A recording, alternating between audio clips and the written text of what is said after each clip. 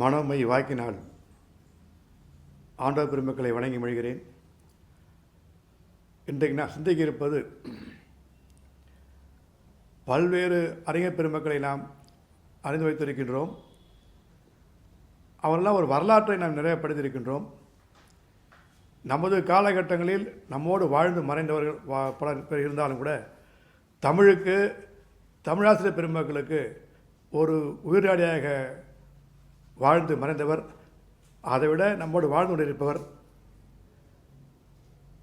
சோழ மண்டலத்தினுடைய கொள்ளிட கரையிலே அமைந்திருக்கக்கூடிய சோழ கட்டடங்களை நிகராக இருக்கக்கூடிய வைத்தியநாதேஸ்வரர் கோயில் புகழ்பெற்ற தலம், சுந்தர பெருமனால் பாடப்பெற்ற பொன்னார் மேனியனே என்ற புகழ்பெற்ற தலம், அது மழபாடி. அந்த மழபாடிக்கு இன்னொரு சிறப்பு என்ன அப்படி கேட்டிங்கன்னா, சோழ காலத்தில் இந்த படைவீரர்கள் பெருமக்களையெல்லாம் தங்குவதற்கும் பயிற்சி கொடுப்பதற்கும் அமைவிக்க பெற்ற அந்த ஊர் தான் பாடி என்று சொல்லுவார்கள். பாடி என்றாலே படைவீரர்கள் தங்கக்கூடிய இடம் என்று வரலாற்று நமக்கு சொல்லுகிறது. அந்த பாடியில் யார் அதிகமாக இருந்தாங்க கேட்டிங்கன்னா, சோழன் மன்னரை சேர்ந்த பெருமக்கள். அவளுக்கு படைத்தளபதியாக தேர்ந்தவர் தான் கண்டராதித்தர். அவர் யார் என்றால் சோழமன்னுடைய பாட்டனார். அவருடைய துணையாகிய செம்பன் மாதேவி. இன்றைக்கு கூட அந்த நீங்கள் இப்போ மழபாடிக்கு அருகில் இருக்கக்கூடிய ஊரை பார்த்தீங்கன்னா, செம்பியகுடின்னு ஊர் இருக்கும், அப்புறம் கண்டராதித்தம் என்ற ஊர்லாம் இருக்கும். அது மாதிரி அவளுக்குள்ள சிறப்பு பெயராகிய குலமாணிக்கம் என்று கூட ஊர் இருக்கிறது. இப்போல்லாம் எங்கன்னா நம்ம திருச்சியிலேருந்து கிழக்காக மழபாடி சுற்றி இருக்கக்கூடிய பகுதி. இன்னொரு பகுதி என்ன கேட்டிங்கன்னா, சோழ மன்னன் படைவீரரை பார்ப்பதற்கு வருகிற பொழுதெல்லாம் அவன் தங்கியிருந்த ஊருக்கு குறிச்சி என்ற பெயர், பாஞ்சாலங்குறிச்சிங்க அவருக்கு. அது மாதிரி இங்கே பக்கத்தில் இருக்க ஊர் அரண்மனை குறிச்சி. இன்றைக்கும் நீங்கள் ஒரு நாள் பார்த்தீங்கன்னா இதெல்லாம் நீங்கள் பார்த்து மகிழ்ச்சி பெறுவீர்கள். அத்தகைய மிகப்பெரிய பேறு பெற்ற இந்த தலம், அந்த தலத்தில்தான் ஒரு தமிழ் ஞாயிறு உதிக்கிறது. நாடறிந்த புலவர், நாம் அறிந்த புலவர், தமிழாசிரியர் பெருமக்களுக்கெல்லாம் ஒரு சிங்க சுப்பனமாக திகழ்ந்தவர், பெரும்புலவர் என்றும் அழைப்பார்கள், லாலுடியார் என்றும் அழைப்பார்கள். அவரை ஈன்றெடுத்த பெருமை பஞ்சாமி பிள்ளை மற்றும் மங்களத்தாட்சிகளை சாரும். அது ஒரு ஆண்டு 1920ஆம் ஆண்டு டிசம்பர் திங்களிலே 30ஆம் நாள் ஒரு எழுச்சி ஞாயிறு உதிக்கிறது. அந்த எழுச்சி ஞாயிறு என்னவோ பின்னால் தமிழாசிரியர் பெருமக்கள் உள்ளத்திலெல்லாம் வாழுமோ என்று யாருக்கும் தெரியாது. ஆனாலும் இன்றைக்கும் அந்த தமிழாசிரியர் பெருமக்களுக்கெல்லாம் ஒரு ஆச்சாணியாக, வாழ்க்கையுடைய உயர்விற்கான முகாந்திரமாக அமைத்து கொடுத்தவர் தான் லால்குடியார் என்று சொல்லக்கூடிய பெரும்புலவர். பெரும்புலவர் என்றாலே அனைவருக்கும் தெரியும், பின்னால் அது யார் என்று சொல்லலாம். இப்போ இவருடைய சிறப்பு என்ன கேட்டிங்கன்னா, எங்கெங்கு தமிழாசிரியர் பெருமக்களுக்கெல்லாம் குறையும் நிவாரணம் என்று போகிறதோ அங்கெல்லாம் லாலுடியார் என்று பெயர் இருப்பது எல்லாரும் அறிவார்கள். அரசு அமைச்சகத்திலும் சரி, அரசு அலுவலகத்திலும் சரி, ஏதாவது சிக்கல், ஒரு பிரச்சனை என்றால் லாலுடியாரை அழையுங்கள் என்று ஆணையிடுவார்கள். அது அமைச்சர் பெருமக்களாகட்டும் இல்லை அதிகாரிகளாகட்டும். அன்று தமிழாசிரியர் பெருமக்கள் எல்லாம் பட்டாதிரி ஆசிரியர்களுக்கு நிகராக இன்றைக்கு வாழ்க்கை தரம் உயர்த்தப்பட்டிருப்பதை நாமளும் அறிகிறோம். நம்ம படிக்கக்குள்ள காலங்களில் பார்த்திங்கன்னா, தமிழாசிரியர் மற்ற ஆசிரியர்லாம் மதிக்கப்படவில்லை.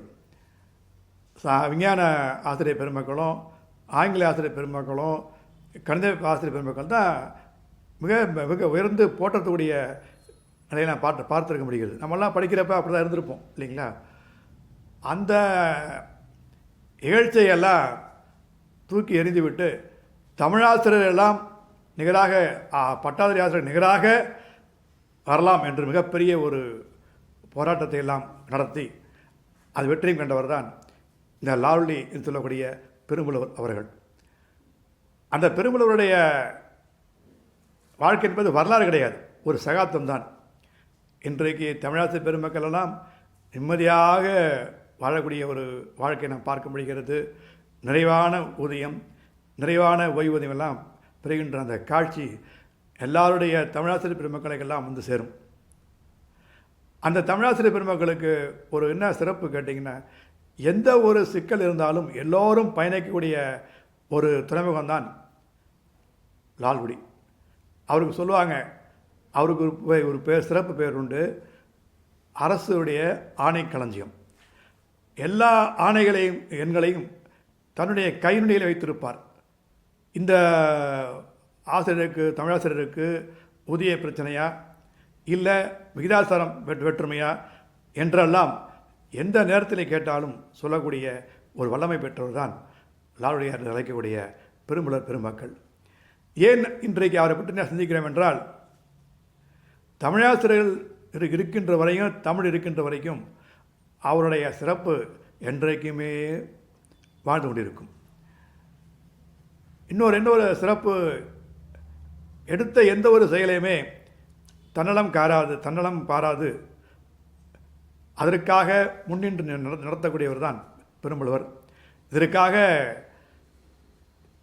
40 ஆண்டுகளுக்கு முன்பாகலாம் சிறைக்கு சென்றவர் ஒரு நாள் சிறையிலே வைக்கப்பட்டிருந்தார். ஏனென்றால் தமிழாசிரியர்களுக்காக போராடி அவருடைய வாழ்க்கை தரத்தை உயர்த்த வேண்டும் என்பதற்காகத்தான் அத்தகைய பரிசு அரசாங்கம் கொடுத்தது. பின்னால் எல்லாரும் சுகமாக இருக்க போவது என்பது யாருக்கும் தெரியாது.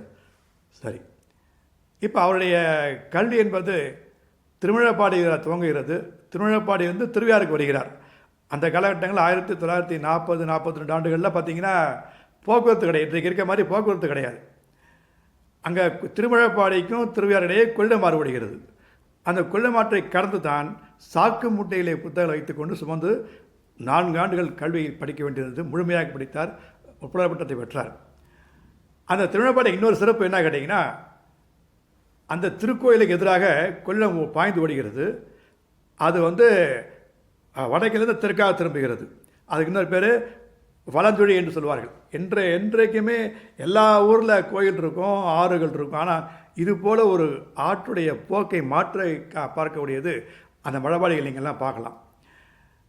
சுந்தர பெருமான், தேவராம்பாடிய சுந்தர பெருமான் காவிரி கரையில் இருக்கக்கூடிய எல்லா திருத்தலங்களுக்கும் வருகிறார்.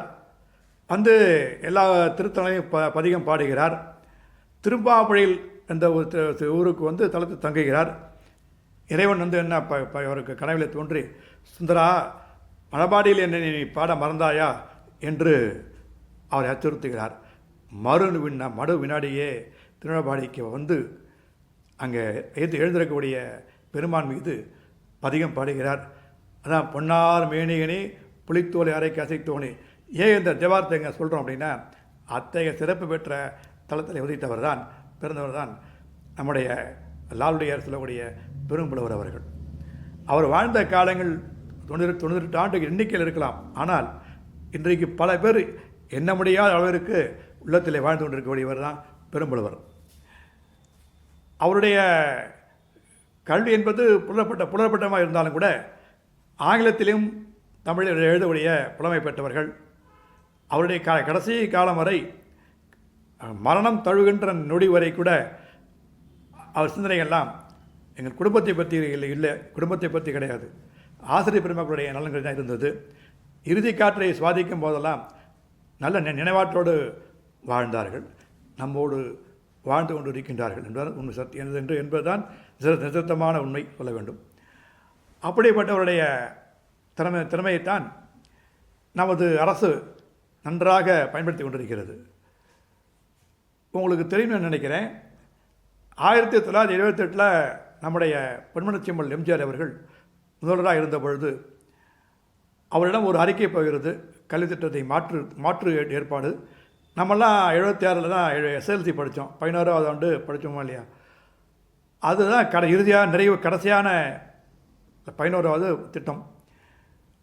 அந்த அதுக்கு பிறகு 10ஆம் வகுப்பறை ஒரு கல்வி ஏற்படுத்தி பிறகு கல்லூரிக்கு போக வேண்டும். அப்போ அந்த 10க்கும் கல்லூரி இடையில் ஒரு இடைப்பட்ட காலத்தில் ஒரு கல்வி தகுதி கொண்டு வர வேண்டும். அதுக்கு பிரிட்ஜி கோர்ஸ் என்று சொல்வார்கள். அதுக்கு முதலமைச்சர் ஒரு குழு அமைக்கிறார். அந்த குழுவில் வந்து முதன்மை தரக்கூடியது லால்டிஆர் ரெட்டிகளுடைய பெரும்புலவர் அவர்கள். என்னென்னா முதலாவது ரெண்டு ஆண்டுகள் படிக்க வேண்டியிருக்கிறது. 10வது அப்புறம் 2 ஆண்டுகள், அதுக்கப்புறம் கல்லூரி போக வேண்டிய காலகட்டம். முதலாவது சிலருடைய 11ஆவதுக்கு புதுமை திட்டத்தில் பள்ளியில் படித்த பாடங்களும் 12ஆம் வகுப்பிற்கு கல்லூரிக்கு முன்னோட்டமாக இருக்கக்கூடிய பாடங்களையும் படிக்க வேண்டும். இதுதான் இன்றைக்கு நாம் +2 சொல்லிக்கிட்டு இருக்கோம் இல்லைங்களா. அதற்கெல்லாம் வந்து வித்திட்டவர் ஐயா பெரும்புலவர் அவர்கள். இது வரலாற்றில் வராத ஒரு செய்தி தான். அடுத்தது அவர்கள் அரசு சார்ந்த எல்லா துறைகளிலுமே பங்கு பெற்றவர்கள். இந்த தமிழ்நாடு தேர்வாணையம் சொல்லக்கூடிய தமிழ்நாடு பப்ளிக் சர்வீஸ் கமிஷனில் 3 ஆண்டுகள் வினாத்தாள் தொகுப்பதற்கு அழைக்கப்பட்டவர். அப்புறம் அடுத்தது 1லிருந்து 5ஆம் வகுப்பு பாடத்திட்டத்தை உருவாக்குவதில் முக்கிய பங்கு வகித்தவர்.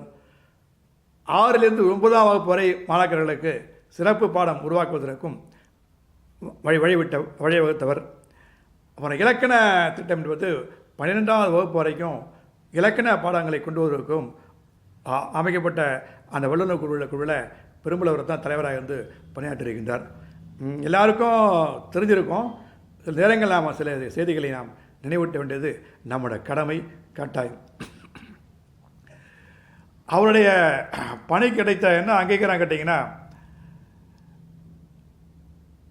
11 மற்றும் 12ஆம் வகுப்பிற்கு முதலில் தமிழ் பாடநூல் எழுதியும் வினாத்தாள் அடைவைத்தும் கொடுத்தது மிக சிறப்பான சிறிய பணி.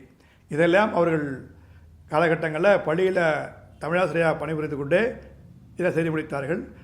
பெரும்புலவர் அவர்கள் 38 ஆண்டுகள் தமிழாசிரியராக பணிபுரிந்து ஓய்வு பெற்றிருக்கிறார்கள்.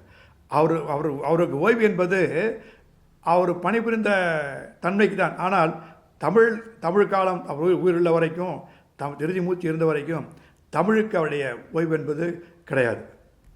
அவருடைய சிறப்புகளை சொல்லிக்கொண்டே போகும்போது அவருக்கு வழங்கப்பட்ட சிறப்புகள்லாம் என்னென்னு பார்த்தீங்கன்னா 1980 மத்திய மைய அரசாங்கம் அறிஞர் சர்மா விருது என்று அறிவிக்கிறது. அந்த சர்மா விருதிலே இந்தியா முழுக்க 3 பேர் தேர்வு செய்யப்படுகிறார்கள். ஒருவர் வந்து அசாம் நாட்டைச் சேர்ந்த கல்லூரி முதல்வர், 2ஆம் அவர் டெல்லியைச் சேர்ந்த பல்கலைக்கழக தலைவர், 3ஆவதாக தென் தமிழ்நாட்டிலே தேர்ந்தெடுக்கப்பட்டவரில் லால்டி பெரும்புலவர் அவர்கள். இந்த 3 பேருமே இந்திய அளவில் தேர்ந்தெடுக்கப்பட்டவர்கள். அதற்கு பிறகு அந்த விருது யாருக்கும் வழங்கப்படவில்லை. அப்பொழுது அவர்களுக்கு 10,000 ரூபாய் பொற்காசுகள் வழங்கப்பட்டது. மிகப்பெரிய கேடயமும் வழங்கப்பெற்று அரசு வந்து அவரை பிரியப்படுத்தியிருக்கிறது. அப்போ 2005 அம்மையார் அவர்கள் முதலமைச்சராக இருக்க பொழுது பெரும்புலவர் அவர்களுக்கு சிறந்த தமிழறிஞர் என்ற விருது 2 விருதினை வழங்கி அந்த திருவள்ளுவர் விருது என்ற பெயரில் வழங்கி மகிழ்ந்திருக்கிறது. அந்த திருவள்ளுவர் விருது வழங்கப்பட்ட போது அவர்களுக்கு பொற்கிழியாக 1 லட்சம் வழங்கி தங்க நாணயங்களும் வழங்கி எம்ஜிஆருக்கு துணையாக இருந்த அம்மா அவர்கள் பிரியப்படுத்தி கொண்டிருக்கின்றார்கள். தொடர்ந்து 2006ஆம் ஆண்டு தமிழகத்தில் எல்லாருக்கும் நூல் வாசிக்க வேண்டும், செய்தித்தாள் வாசிக்க வேண்டும், எல்லாரும் ஓரளவுக்கு வாசிக்க வேண்டும் என்ற ஒரு தாக்கத்தை ஏற்படுத்திய தினத்தந்தி சேர்ந்த ஐயா சிவந்தையாத்தினார் அவருடைய 100ஆண்டு விழாவை ஒட்டி மூத்த தமிழறிஞர் என்ற விருது வழங்கி அவரை பெருமை சேர்த்திருக்கிறது தினத்தந்தி குழுமம். அதிலே அவருக்கு 1,50,000 ரூபாய் ரொக்க பரிசும் பொற்கிழியாக வழங்கப்பட்டிருக்கிறது. தங்கத்தாலும் வெள்ளியாலும் இழைக்கப்பட்ட கேடயம் வழங்கி தினத்தந்தி அவருக்கு பெருமை சேர்த்திருக்கிறது. அப்புறம் இன்னொன்று பார்த்திங்கன்னா, நம்ம தமிழ் வளர்த்த திருச்சிராப்பள்ளி தமிழ்ச்சங்கம் பெரும்புலவர் அவர்களுக்கு பிள்ளைத்தமிழில் வல்லுவராக திகழ்ந்த மீனாட்சி சுந்தரப்பிள்ளை அவருடைய 100ஆண்டு விழாவை ஒட்டி அவருடைய 100ஆண்டு விழாவை போற்றும் விதமாக திருச்சிராப்பள்ளி தமிழ்ச்சங்கம் 10,000 ரூபாய் பொருட்களை வழங்கி அவரை பாராட்டியிருக்கிறது. அப்புறம் இன்றைக்கு நமக்கு போர்வை துண்டுகளெல்லாம் அதிகம் உற்பத்தி செய்யக்கூடிய இடமாகிய சென்னிமலை, அந்த சென்னிமலையில் மறைந்த மிக தமிழ் ஆர்வலரும் மிகப்பெரிய வணிக விற்பனருமாக இருந்த அரிமா நடேசன் அவருடைய பற்றி தூதிலைக்கியம் பாடி அந்த பாட்டிற்காக 2 பவுண்டில் பெரும்புலவர்களுக்கு தங்கத்தொடா வழங்கி மகிழ்ந்திருக்கிறது சென்னிமலை தமிழ்ச்சங்கம். இந்த தங்கத்தொடா என்பது எல்லாருக்கும் தெரியும். பண்டைய காலங்களில் மன்னனை சென்று புகழ்ந்து பாடக்கூடிய புலவர்களுக்கு மன்னன் சிறப்பாக ஒரு தங்கத்தால் உருவாக்கப்பட்ட வளையல் மாதிரி கையிலே அணிவித்து மகிழ்வான், பெரும்படுத்துவான். அதுக்கு பேர் தங்கத்தொடா. அதையும் பெற்றவர்கள். அடுத்த திருச்சிராப்பள்ளி திருமுறை மன்றம் வழங்கிய சைவத்தமிழ் அறிஞர் விருதும் அதோடு 1000 ரூபாய் பொற்கழியும் வழங்கி பெறப்பட்டிருக்கிறது. அப்புறம் பூம்புகாருடைய கண்ணகை கோட்டம் வழங்கிய ஆன்ற தமிழ் அறிஞர் விருது, மிகப்பெரிய விருது.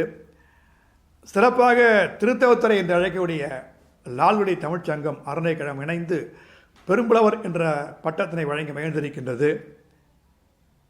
இன்றைக்கு நாம் இருக்கக்கூடிய திருவரங்கத்தில் இருக்கக்கூடிய கின்னஸ் புக்கெல்லாம் மிக சாதனை படைத்து 1720 மொழிகளுக்கு மேலாக தமிழ் வளர்த்து கொண்டிருக்கக்கூடிய செண்பக தமிழ் அரங்குடைய நிறுவனர் வழக்குரைஞர் ஐயா அவருடைய சீரிய தலைமையில் நம்ம பிரமுட அவர்களுக்கு தமிழ் மாமணி விருது வழங்கப்பட்டிருக்கிறது. அது மாதிரி ஆதீனங்களில் மிகவும் சிறந்த ஆதீனமாக பணியாற்றி கொண்டிருக்கக்கூடிய பழனி ஆதீனம், அதனுடைய ஆதீனத்தாரை திகழக்கூடிய ஸ்ரீவளர் திரு சாது சன்மிங் அவர்கள் பெருமுலவருக்கு 5000 ரூபாய் கொண்ட பொற்கொழி வழங்கி மகிழ்ந்திருக்கின்றார்கள். அதோடு மாத்திரமல்ல, அவருக்கு முதும்பெரு புலவர் என்ற விருதையும் வழங்கி சிறப்பித்து இருக்கின்றார் என்பது நாம் நினைவில் கொள்ள வேண்டிய ஒரு செய்திதான். இப்படி பல்வேறு அமைப்புகள் பெரும்புலவருக்கு வழங்கி இருந்தாலும் கூட நம்முடைய திருச்சி வாழ் சைவநெறிக்காரராக தேர்ந்தெடுக்கக்கூடிய மூக்கப்பிள்ளை அவருடைய திறமை, அவர் மீது பெரும்புலவர் பாடிய அம்மானை, இதற்காக அவருக்கு அம்மானை திருச்சிலைக்கியம் விருது செல்வர் என்ற விருது வழங்கியிருக்கின்றது. அத்தோடும் ஒரு சிறப்பாக பொற்கொழியும் வழங்கி பெரும்புலவரை அந்த இயக்கம் கௌரவப்படுத்தியிருக்கின்றது. அதனால் அவர்களும் பிரியப்பட்டிருக்கின்றார்கள். இப்படி பல்வேறு அமைப்புகளும் தமிழ் சிறப்பு சபைகளும் பெரும்புலவரை நாடி வந்த போதும் கூட அவர் எதையுமே எளிமையாக ஏற்றுக்கொள்ளக்கூடியவர். அது மாத்திரமல்ல, எது இருந்தாலும் இல்லாத மாதிரி ஒரு காட்டக்கூடிய ஒரு ஆளுமை மிக்கவர். திருச்சி தமிழ் இயக்கங்களில், திருச்சி மாவட்ட தமிழாசிரியர் மற்ற ஆசிரியர் இயக்கங்களில் ஒரு ஆசிரியர்களாம் ஒரு ஆளுமை என்று பெயர் பெற்றவர் பெரும்புலவர் அவர்கள். எந்த நேரத்திலையும் இந்த அவர் வாழ்ந்து மறைந்த லால்குடியில் ஆசிரியர் பெருமக்கள் வந்து கொண்டே இருப்பார்கள். குறைந்த ஒரு நாளைக்கு 3-4 பேர் வந்து கொண்டு இருப்பார்கள். அன்றாடம் வாரத்திற்கு 3 முறையாக சென்னைக்கு பெரும்புலவர் பயணப்பட்டிருப்பார்கள். அதனால்தான் அந்த லால்குடி ரயில்வே ஸ்டேஷனில் அவருக்கென்று ஒரு நிரந்தரமான சீட்டு வைத்திருப்பார்கள், பயணச்சீட்டு இடஒதுக்கீடு கொடுத்திருப்பார்கள். பெரும்புலவர் வந்தால் பயணித்தால் ஒன்றும் பிரச்சனை இல்லை, பயணிக்க விட்டாலும் பிரச்சனை இல்லை. அது மாதிரி ஒரு ஆற்றல் மிக்க பெரும்புலவர் அவர்கள். அவருடைய காலகட்டங்களில் எல்லாம் சொல்லி சென்றது என்னென்னா, நமது மறைவிற்கு பிறகு விழா எடுக்கக்கூடாது. ஏன்னா நம்ம விழா எடுத்தால் அவருடைய பெருமைகள்லாம் திருமைப்படுத்தப்படும் என்று அற்புதமான சிந்தனையை மேலே ஊற்றிருக்கின்றார். வாழ்வது ஒரு முறை, அது வாழ்த்தட்டும் தலைமுறை என்றெல்லாம் சொல்லக்கூடியவர். தன்னை அறிந்தவன் அறிவாளி, உலக அறிவன் புத்திசாலி என்றெல்லாம் அவர் அடிக்கடி சொல்லிக்கிட்டே இருப்பார்கள். நாள்தோறும் அவர் வாயிலிருந்து வரக்கூடியது தேவாரம் திருவாசகம்தான். காலை எழுந்தவுடன் வேறு எதை நினைக்கின்றாரோ இல்லையோ, தனது தாயை வணங்கித்தான் அன்றைய பொழுதை துவக்குவார்கள். அது மாத்திரமல்ல, தேவாரத்தில் வரக்கூடிய பாடலெல்லாம் காதுக்கு இனிமையாக பாடக்கூடியவர்கள். திருவாசகத்திலே அவர்களுக்கு மிக பிடித்த பாடல் என்றால், தாயும் நெய்யே தந்தையும் நெய்யே தாயிற் திறந்த தயாபுரனே என்றெல்லாம் நாள்தோறும் பாடிக்கொண்டிருப்பார்கள். தாயை வணங்கினாலும் கூட இறைவனுக்கு நிகராக தன் தாயை இல்லத்தில் வைத்து கொண்டு வாழ்ந்தவர்கள். ஐயா அவர்கள் ஏறத்தாழ 98 ஆண்டுகள் அவன் ஆண்டுகளுடைய எண்ணிக்கையில் வாழ்ந்தாலும் கூட இன்றைக்கு எண்ணற்ற கணக்கிட முடியாத ஆசிரியர் பெருமக்களுக்கெல்லாம் மிக பெரிய உதவியை செய்திருக்கின்றார்கள் என்பதெல்லாம் வரலாற்று பதிவு. அது சரி, இதுவரைக்கும் சிறப்புகளையும் பெற்ற விருதுகளையும் ஓரளவுக்கு வைத்தோம். அவர்களுடைய இயற்றிய நூலை கொஞ்சம் நாம் நுகர்ந்து பார்க்கலாம் இல்லையா? வாருங்கள். பெரும்புலவர் அவர்கள் அவருக்கு சிறப்பாக என்ன ஏற்றக்கூடியதுன்னா, தேர்ச்சித்திர கவியில் வித்தகர், தூது இலக்கியத்தில் சித்தர், அப்புறம் ஆற்றுப்படையில் இருக்கக்கூடிய தொகுப்பில் வித்தகர் என்றெல்லாம் பிணைப்படக்கூடியவர். இதைத்தான் ஒரு முறை சிலப்பதிகாரத்திற்கு அங்கீகாரம் பெறக்கூடிய முனைவர் செல்லப்பனார் அவர்கள் சொல்லுவார்கள், வெண்பாவிற்கு புகழேந்தி, விருத்தத்திற்கு கம்பர், தூதுக்கு அரங்கசாமி என்று அழகாக நம்முடைய சிலம்புடி செல்லப்பனார் பிறைப்படுத்தியதை நாம் நினைவுகூர கடைப்பட்டிருக்கின்றோம். அவர் இயற்றிய படைப்புகள் பார்த்திங்கன்னா 32 சித்திர கவிதைகள், தேர்ச்சித்திர கவிதைகள் பாடியிருக்கின்றாங்க. இந்த தேர்ச்சித்திர கவியை வந்து இன்றைக்கு எத்தனை ஆசிரியர் பெருமக்கள் பாடியிருக்காங்கன்னு தெரியல. ஏன்னா கிட்ட 32 தேர்ச்சித்திர கவியை வந்து பாட என்பது அவ்வளோ ஒரு எளிமை கிடையாது. நாமே அந்த கவிதையை பாடலை படிக்கிற பொழுது ஃபஸ்ட்டு குழம்பும், எங்கே ஆரம்பிக்கிறது எங்கே முடியுது தெரியாமல் இருக்கும். அது மாதிரி 32 தேர்ச்சித்திர கவிதை இயற்றியவர்கள். அது மாத்திரமில்லாது 20 உரைநடை நூல்கள்லாம் எழுதியிருக்காங்க. 22 பாடல் கவிதைகள்லாம் எழுதியிருக்காங்க. அதில் வந்து இப்போதைக்கு நம்ம நினைவுக்கு படுத்திக்கொள்ள வேண்டியது என்ன கேட்டிங்கன்னா, அந்த தூது நூல் என்று சொல்லக்கூடியது, தூது ஏதாவது ஏதோ ஒரு பொருளையோ ஒரு பறவையோ ஒரு உட்கரை வைத்து மன்னனுக்கோ மிகப்பெரிய செல்வந்தருக்கோ நாம் நம்முடைய எண்ணத்தை அவளை புகழ்ந்து அனுப்புவோம் மனத்தில், அதுக்கு தூது என்று சொல்வார்கள். அந்த தூதில் வந்து முதல்ல குன்றக்குடியில் இன்றைக்கும் தமிழ் வளர்த்து கொண்டிருக்கக்கூடிய பொன்னம்பல அடிகளார் அவர் மீது பாடப்பட்ட பொறிமையில் தூது, அப்புறம் வந்து சென்னிமலையிலே வாழ்ந்து தமிழுக்கும் தமிழாசிரியர் பெருமக்களுக்கெல்லாம் சிறப்பு செய்து தான் ஒரு மிகப்பெரிய உயர்ந்த செல்வந்தராக இருந்த போதிலுமே தமிழ் மீது கொண்ட காதலால் அளப்பரிய சாதனைகளை படைத்து வாழ்ந்து மறைந்த அரிமா இரா நடேசன் அவர்கள் மீது பாடப்பட்ட பொன் வீடு தூது என்று ஒரு தூது வகை. இன்றைக்கு வந்து நம்ம மாணவர்கள் வந்து பள்ளியில் பாடங்களை தமிழ் பாடங்களை படிக்கிறார்கள் இல்லையோ, அவர் தேர்வு நெருங்கும் பொழுது நாம் எப்படியாவது வெற்றி பெற வேண்டும் என்ற நோக்கில் ஒரு குறைந்தபட்ச மார்க்கால் எடுத்து நம்ம தேறி விடலாம் அப்படி என்பதற்கு ஒரு கருவியாக இருந்த கோனா நோட்ஸ், அந்த கோனா நோட்ஸ் வெளிவருவதற்கு காரணமாக திகழ்ந்த பழையப்ப விருத்தருடைய பெரும் தலைவர் பழையப்ப செட்டியார் அவர்கள் மீது பாடப்பெற்ற நூல் விடுத்துவது, பழையப்பர் நூல் விடுத்துவது. இன்றைக்கு தேவாரம் திருவாசகம்லாம் நம்ம பார்க்குறோம். அந்த தேவாரத்திற்கு அதிகமாக உரைகள் எழுதப்பட்டதாக நமக்கு நினைவில்லை. நிறைய பாடல் தான், அந்த பாடலுக்கு அங்கே விளக்கம் கொடுப்பாங்க. ஆனால் திருவாசகத்திற்கு நிறைய பெரிய அறிஞர் பெருமக்கள்லாம் சான்றோரெல்லாம் உரை எழுதினாலும் கூட இன்றைக்கு நம்ம திருவாசகம் உரை என்றால் யார் நினைவுக்கு வருவாங்கன்னா, லாவ்லி ஜி வரராஜ பிள்ளை, ஜிவி பிள்ளையுடைய அந்த விளக்க உரை மிக மிக மிக எளிமையானது. அதை நீங்கள் வந்து ஒரு முறை நீங்கள் படித்துட்டிங்கன்னா உங்களுக்கு திருவாசகமே உள்ளே வந்து அமர்ந்து விடும். அப்பேற்பட்ட திருக்குறள் வேல் வரதாஜர் அவர் மீது பெரும்புலர் பாடி தமிழ் எழுத்துவது பாடியிருக்கின்றார்கள். அடுத்ததாக நம்ம பார்க்க போவது ஆற்றுப்படை. ஆற்றுப்படைன்னா என்ன தெரியும் இல்லையா? ஒரு புலவன் தன் வறுமையை நீக்குவதற்கு மன்னன் சென்று பொருள் பெற்று வருவான். அவன் அந்த பொருளை பெற்று வருகிற பொழுது வழியெல்லாம் காடு மேடு எல்லாம் அலைந்து வருகிற பொழுதெல்லாம் அங்கு ஏழ்மையில் இருக்கக்கூடிய புலவர் பெருமக்களை சென்று நான் வந்து மன்னனை போய் பார்த்து பாடி வந்தேன், நீயும் போய் சென்று பாடு, மன்னன் வாரி வாரி வழங்குவான் என்று அவனை ஆற்றுதான் சமாதானப்படுத்தி பக்குவப்படுத்தி அவனை அனுப்பி வைத்து அவனுக்கும் பொருள் பெறுவதற்கான வாய்ப்பை ஏற்படுத்தி வர உறவுகின்ற முறைப்படி இந்த ஆற்றுப்படை என்று சொல்லுவார்கள். அதில் வந்து ஆற்றுப்படை என்றால் திருவரங்கத்தில் இருக்கக்கூடிய செம்பேர் தமிழர்களுடைய இயக்குனர் ஐயா ராசவேலர் மீது பெரும்புலவர் பாடியிருக்கக்கூடிய ஆற்றுப்படை அருமையான ஒரு படைப்பு இலக்கியம். அது எல்லோரும் நூல் கிடைக்கலாம், படித்து பாருங்கள். அடுத்தது நான் சிந்திக்க இருப்பது வாழ்க்கை வரலாறு. சிற்றலைக்கியங்கள்லாம் சொல்கிறேன். இன்னொன்று சொல்லுவாங்க, பெரும்புலவருக்கு இன்னொரு பேர் என்ன கேட்டிங்கன்னா சிற்றலைக்கிய செல்வர் அப்படிம்பாங்க.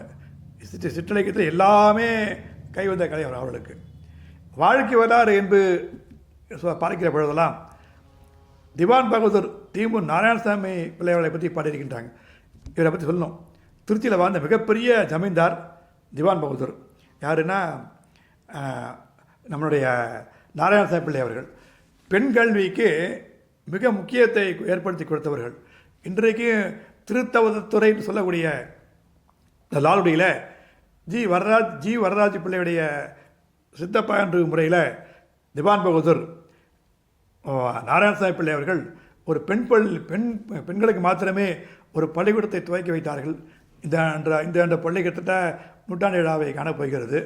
ஒரு ஏறத்தாழ 3000 பேர் பிள்ளைகள்லாம் படிக்கிறாங்க.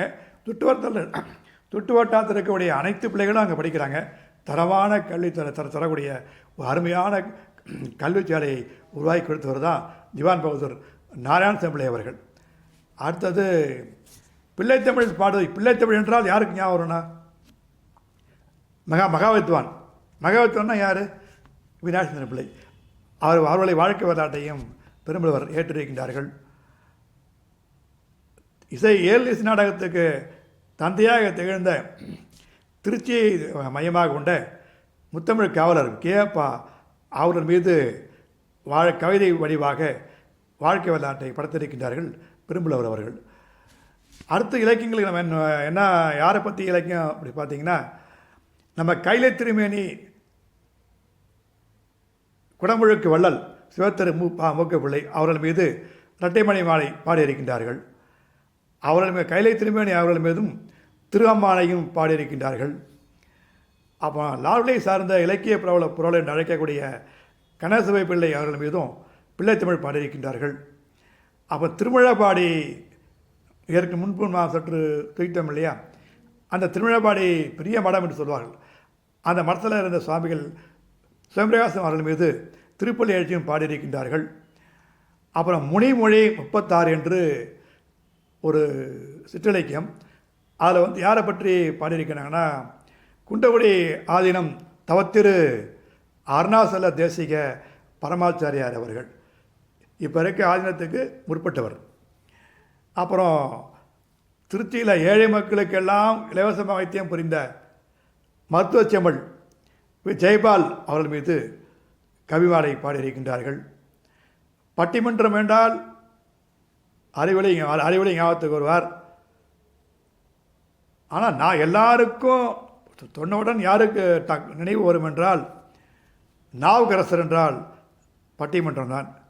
தமிழிலெல்லாம் பட்டிமன்றத்தை சொற்களை எல்லாம் எல்லா இடங்களுக்கும் கொஞ்சம் எளிமையாக கொண்டு சேர்த்தவர் நாவுக்கரசர் சத்யசீலன் ஐயா அவர்கள்.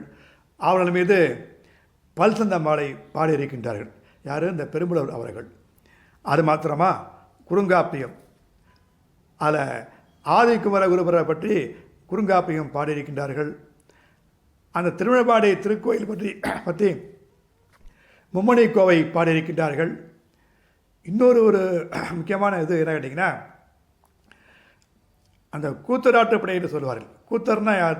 தெருக்கூத்தரில் பாடிட்டு போவாங்க இல்லையா, கூத்தரை பற்றி ஆற்றுப்படை.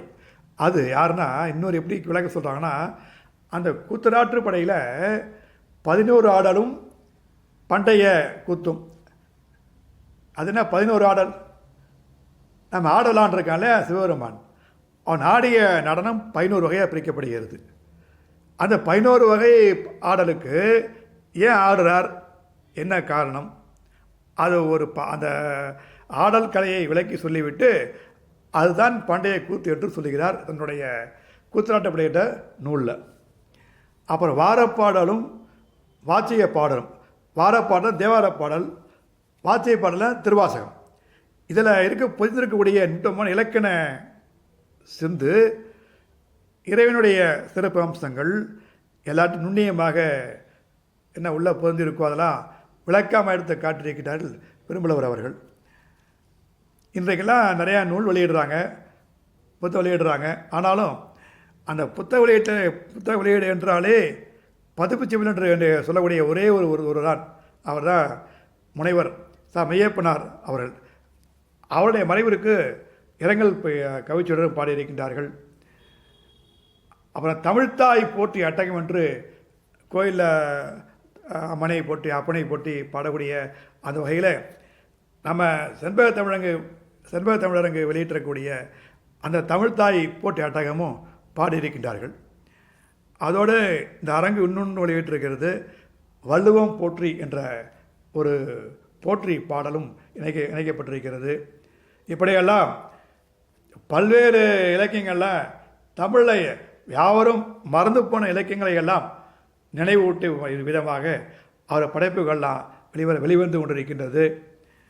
அது மாதிரி இன்னொன்று சிறப்புன்னா திருக்கோயில் வரலாறு என்று பார்க்கிற பொழுது திருவிழாப்பாடி வரலாறு முதல் எழுதுறது யாருன்னா அந்த மண்ணின் மைந்தன் ஆகிய லாவடி ஆகிய பெருங்குளவர் அவர்கள். இவையெல்லாம் அவருடைய இலக்கிய படைப்புக்கு ஒரு மணிமகுடம் சொல்ல வேண்டும். இன்றைக்கு திருத்தவத்திரை என்று சொல்லக்கூடிய லாலுடியில் சப்தரேஷோடன் ஆகிய பெருது பிராட்டியார் அந்த இறையின் இரவை மீது ஒரு அருமையான பதிகம் பாடியிருந்தாலும் கூட அந்த கோயில் வரலாற்றை முனைப்போடு தொகுத்து வெளியிட்டிருக்கிறார்கள் பெரும்புலவர். ஆனால் இன்றைக்கு மறு வெளியீட்டாக அது வர முடியாமல் போய்விட்டது. அதுக்கு என்ன காரணம் என்று காலம்தான் பதில் சொல்ல வேண்டும். சரி, இவை இப்போ நம்ம பார்த்ததெல்லாம் இலக்கிய படைப்புகள் இதில் சொல்கிறோம். இன்னொன்று பார்த்தீங்கன்னா ஆசை பெருமக்களுக்கெல்லாம் தமிழாசை பெருமக்களுக்கெல்லாம் புலவர்களுக்கெல்லாம் அந்த வெண்பா பாடுவது என்பது சற்று கடினம், சவாலானது. வெண்பா, களிப்பா இதெல்லாம் களிப்போட பாடிடலாம். அந்த வெண்பா பாடுவது என்பது மிக மிக ஒரு கடினம் என்று சொல்லுவார்கள். அந்த வெண்பாவில் போகிற போக்கில் பாடக்கூடியவர் பெரும்புலவர்கள். அவருடைய பாடலை பார்த்தீங்கன்னா எல்லா பாக்கிலும் அப்படியே ஊஞ்சலாடும், அப்படியே நம்ம தாளாட்டும். அந்த வெண்பா பாடுவதில் சாதாரணமாக போகிற போக்கில் பாடிட்டே போயிடுவாங்க. அது மாதிரி இந்த செண்பக தமிழுங்கிற நிறுவனராகிய ஐயா ராசவேலர் அவர்கள் எப்படி நேரத்தில் கவியை பாடக்கூடிய ஆசிரியர் வள்ளலாரோ அதே மாதிரி தான் பெரும்புலவர் லாவடி அவர்களும் இந்த ஆசுகவி பாடுவதில் வித்தகர். அது மாத்திரம் சொல்லவில்லை, இவையெல்லாம் பாடலாகவும் கவிதையாகவும் வழங்கியிருக்கின்றார்கள். அவர் இயற்றிய உரைநடை பற்றி சற்று சிந்திக்க வேண்டிய அவசியம். ஒன்று முதல்ல புறநானூறும் புலவர் வாழ்வும், வீணை வித்தகர், பண்பட்ட வாழ்க்கை, வழி வழி நாவலர், வன விலங்குகள், காவியத்தில் மூவர், தமிழ்ச்செம்மல், ஐயாரா, பஞ்சநதீஸ்வரமா. அதனால் ஐயாரா திருவையாருக்கு பேர் சுருக்கமாக ஐயார் என்று சொல்வார்கள். ஒரு காலத்தில் அங்கே 5 ஆறுகள் ஓடும். அந்த ஆறுகள் தமிழில் ஐயார் சொல்லுவாங்க.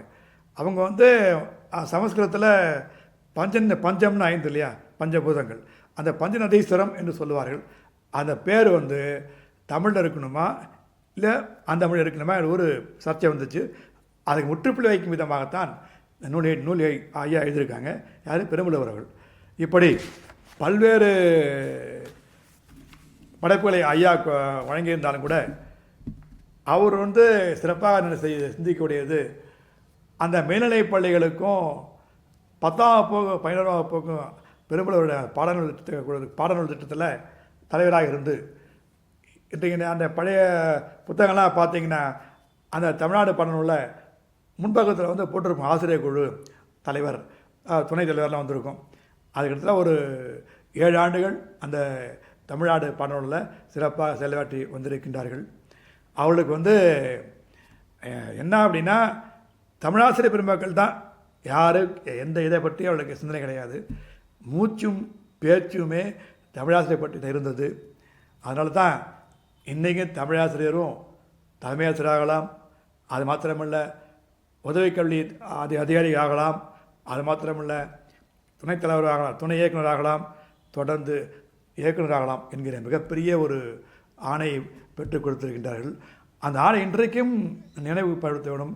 அது 533 என்று சொல்லுவார். அந்த ஆணையோட எண் 533 என்று சொல்லுவார்கள். உங்களுக்கு ஏதாவது ஆணையில் குழப்பமாக தனியாக சொல்லுவாங்க, நேராக நீங்கள் லாவடிக்கு போங்க.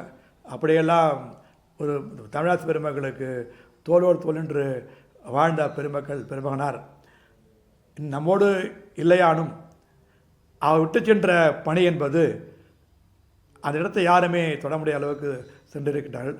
ஆனால் அவர்களுக்கு விளம்பரம் பிடிக்காது. நான் செய்வதை விளம்பரமின்றி செய்தால்தான் அவருக்கு நிறைவு கிடைக்கும் என்பதுதான் அவருடைய கொள்கை. அவருடைய தன் மக்களை விட ஆசிரியர் பெருமக்கள் தான் அவருக்கு உயிர்நாடி. அதனால்தான் இன்றைக்கு இப்போ நாங்களே சடங்களுக்கு செல்கிற பொழுதெல்லாம் நமக்கு என்ன ஒரு அடைமொழி கொடுப்பார்கள்லாம், இவர் லாலுடைய திருமகனார் என்று. அந்த அடைமொழிக்கு நம்ம எல்லாம் பெருமைப்படுத்தியவர் தான் பெரும்புலவர் ஐயா அவர்கள். லாலுடி என்றாலே ஒரு காலகட்டத்தில் வயலின் ஜெயராம் ஞாபகம் வரும். ஆனால் இன்றைக்கு லாலுடி என்றாலே தமிழுக்காக, தமிழக பெருமக்களுக்காக தொண்டாற்றிய பெரும்புலவர் அவர்கள் தான் எல்லோருக்கும் ஞாபகத்து வரும். அந்த நிலையில் பெரும்புலவரோடு இட்டு சென்ற பணிகளை எல்லாம் தொய்வில்லாமல் நாம் கடைபிடிக்க வேண்டும் என்றால் அந்த இப்போ இருக்கக்கூடிய ஆசிரியர் பெருமக்கள்லாம் நன்கு கற்றவர்களாக இருக்காங்க. அவங்களாம் அந்த சிற்றலக்கியங்களை எடுத்துக்கொண்டு கையில் எடுத்துக்கொண்டு இன்றைக்கு இருக்கக்கூடிய மக்களுக்கு கொண்டு சேர்க்க வேண்டும். வருங்கால எதிர்கால சந்ததியினருக்கு கண்டிப்பாக இதெல்லாம் தெரியப்படுத்த வேண்டும். மற்ற மொழிகள்லாம் என்ன சிறப்பு கேட்டிங்கன்னா, அது தொட்டு இருக்கும், அடுத்தடுத்த தலைமுறைக்கெலாம் போயிட்டே இருக்கும். நம்முடைய தமிழ் மொழி தான் ஒரு காலகட்டத்தோடு சுணக்கமாக சுருங்கி போய் விடுகிறது. அது ஏனென்று தெரியவில்லை. இப்படி பெரும்பலவர் சொல்லக்கூடிய ஐயா அவர்கள் அவருக்கு நிறைவான காலகட்டங்களில் அவருக்கு வளகரமாக திகழ்ந்தவர். ஏன்னா அவரை சொல்லாமல் நான் இருக்க முடியாது. வளகரமாக திகழ்ந்தவர் தான் சமயபுரத்தை சார்ந்த ஐயா புலவர் ராமதாஸ் அவர்கள். ராமதாஸ் வாய் என்றால் உடனே ஓடி வந்து விடுவார்கள். அது மாத்திரமல்ல, ஐயாவுடைய பெருமையை பறைசாற்றுவதற்காக தமிழக புலவர் குழு என்ற இயக்கத்தோடு தோளோடு என்று பணியாற்றிய பழனி ஆதீனம் சீருள்ள திரு சாது சண்முகனுடைய மறக்காமல் இருக்க முடியாது. என்றால் எப்பேற்பட்ட சிக்கல் வந்தாலும் அதை தீர்த்து வைக்கக்கூடிய ஒரு பிதாமகனாக திகழ்ந்தவர் தான் நம்முடைய பழனி ஆதீனம். இன்றைக்கும் தமிழ் பெருமக்கள்லாம் அங்கு ஒரு பறவைகளாக வேடந்தாங்களாக இருக்கக்கூடிய நாம் பார்க்க முடிகிறது. அது மாதிரி தமிழாசிரியர் பெருமக்களுக்கெல்லாம் வேடந்தாங்களும் சரணாலயம் இருக்க திகழ்ந்தது தான் லாலுடி பெரும்புலவர்கள் வாழ்ந்த இடம். அவர் யார் என்று சொல்லவில்லை உங்கள்கிட்ட. நாடறிந்த புலவர், எல்லோருக்கும் தெரிந்தவர் தான் பெரும்புலவர் அரங்கசாமி அவர்கள். என்ன சொல்லணும்னு கேட்டிங்கன்னா, மகன் தந்தை காட்டும் உதவி இவன் தந்தை எண்ணோற்றான் கொள்ளன்னு சொல்லு திருக்குறள் பெருமான் சொல்லிய அந்த பெருமனாருடைய மகனாக நான் இருப்பதில் மிக பெருமை கொள்கிறேன். ஏனென்றால் நாம் எதையுமே சாதிப்பதற்கு நேரம் வரவில்லை. சாதித்தவர்களை பற்றி அவள் சார்ந்த அடுத்தவற்றை பற்றி செல்ல வேண்டும் என்பதுதான் நம்முடைய எண்ணம். இப்பேற்பட்ட பெருமைக்குரிய எமது தந்தையாரை நான் நினைவுகூற எனக்கு வாய்ப்பு வழங்கிய நம்முடைய செண்பக தமிழ் அரங்கு தமிழ்ச்சேம்பல் இளங்கோவன் அவர்களுக்கு மிக்க நன்றி. அது கின்னஸ் புக்கில் என்ன மேலும் போயிட்டுருக்காங்க. 1700 கூட்டங்கிறது சாதாரணம் கிடையாது. சாதனை படுத்திக் கொண்டிருக்கக்கூடிய தம்பி தமிழ்ச்சேம்பல் இளங்கோவன் அவர்களுக்கு மிக்க நன்றி. இந்த வாய்ப்பினை வழங்கிய நம்முடைய இயக்கத்துக்கு நன்றி. அனைவருக்கும் நன்றி, வணக்கம்.